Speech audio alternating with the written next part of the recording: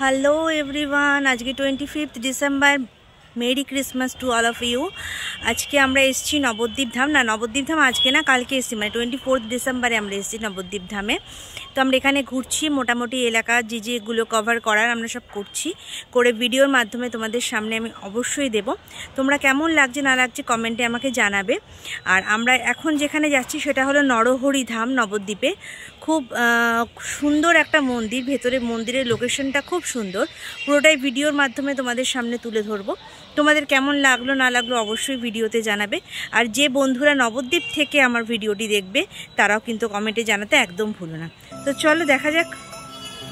দেখো আমরা ভেতরে প্রবেশ করে গেছি, আর ঢুকতে না ঢুকতে সামনে এক বিরাট আকৃতির শ্রী শ্রী চৈতন্য মহাপ্রভুর এক মূর্তি 60 ফুটের প্রায় এখানে দাঁড় করানো আছে। তার পাশেই কিন্তু আছে এক গুহার আকৃতির স্ট্রাকচার, যার ভেতর দিয়ে আমাদের হেঁটে যেতে হবে। আর ভেতরটা বেশ আধো আলো আধো অন্ধকারের মধ্যে দিয়ে যাওয়ার রাস্তা। খুব সুন্দর, অপূর্ব লাগলো, আমার বেশ ভালো লাগলো। একটু বেশ ভয় ভয় লাগছিল, তার সাথে বেশ আনন্দও লাগছিল। তোমরা মানে হালকা হালকা একটা করে আলো দেওয়া আছে, আর বেশ সুন্দর লাগছিল। চলো সামনের দিকে, যত সামনের দিকে এগোবে এবং এখান থেকে বেরোনোর পরে কিন্তু তোমরা শ্রী শ্রী চৈতন্য মহাপ্রভু এবং শ্রী শ্রীকৃষ্ণের বিভিন্ন রকম লীলার স্ট্রাকচার, বিভিন্ন রকম মূর্তি এখানে কিন্তু রয়েছে, তোমরা দেখতেই পাবে। চলো এগোনো যাক।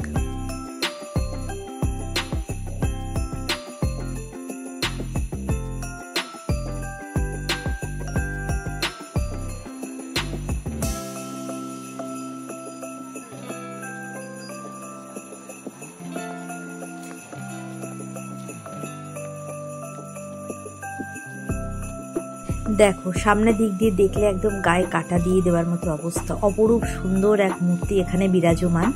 শ্রী শ্রী চৈতন্য মহাপ্রভু নবদ্বীপের মধ্যে সবথেকে শ্রেষ্ঠ এবং উচ্চতম একটি এখানে মূর্তি করা আছে, প্রায় 60 ফুটের মূর্তিটি। তো এরপরে সামনের দিকে যেতে যেতে আমরা মহাপ্রভু শ্রীকৃষ্ণের বিভিন্ন রকম লীলা দেখতে পারবো।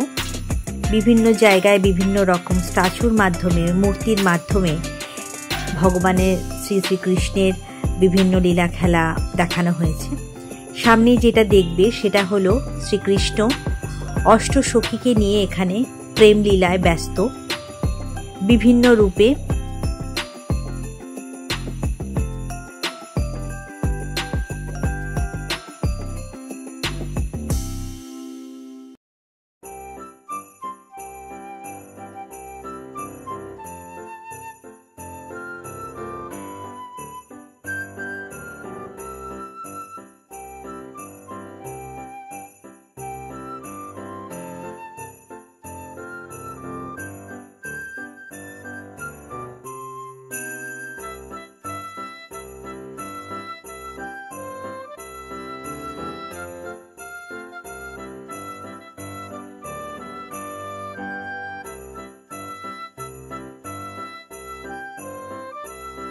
শ্রী শ্রী গৌরাঙ্গ মহাপ্রভু দীক্ষা নিয়ে ঝাড়খণ্ডের পথ দিয়ে যখন বৃন্দাবনে যান, তখন যেতে যেতে পথে সাক্ষাৎ হওয়া প্রত্যেককে উনি ভক্ত করে তোলেন, এবং সেই চিত্রই এখানে ফুটিয়ে তোলা হয়েছে।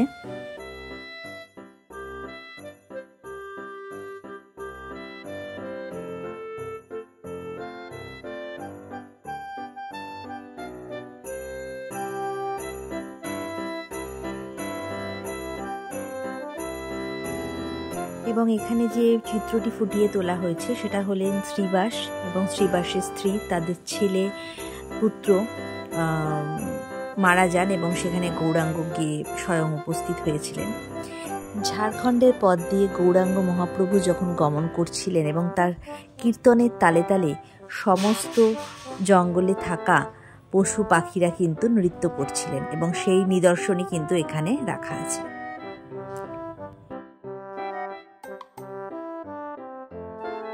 এখন সামনে যে চিত্রটি তোমরা দেখছো সেটা হলো ব্রজধামে কানাই কৃষ্ণ যেভাবে তার সখাদেরকে নিয়ে ভোজন করতেন, সেই চিত্রটি এখানে তুলে ধরা হয়েছে।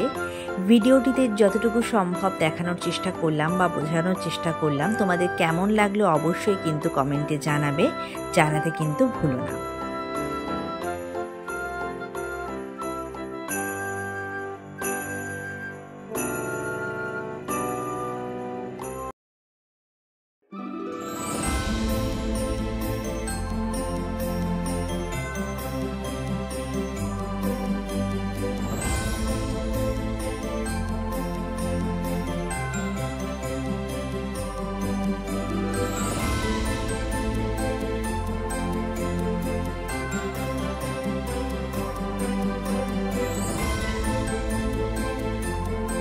এবং এখানে কিন্তু একটি মিউজিয়ামও আছে যার প্রবেশ মূল্য 10 টাকা। আমরাও যথারীতি 10 টাকা করে টিকিট কেটে দুজনা কিন্তু মিউজিয়ামের ভেতরে চলে এলাম এবং এখানে শ্রীকৃষ্ণের বিভিন্ন কর্মকাণ্ডের চিত্র ফুটিয়ে তুলে ধরা হয়েছে, কিছুটা মূর্তির মাধ্যমে, কিছুটা ফটোর মাধ্যমে। তো আশা করি তোমাদের পুরো ভিডিওটা যতটুকু পারলাম তোমাদের সঙ্গে শেয়ার করলাম, আশা করি ভালো লাগবে। যদি ভালো লাগে please like, comment, share, subscribe করে চ্যানেলের পাশে থেকো। আবার খুব তাড়াতাড়ি কোনো অন্য ভিডিও নিয়ে তোমাদের কাছে আসছি। ততক্ষণের জন্য টাটা, বাই বাই।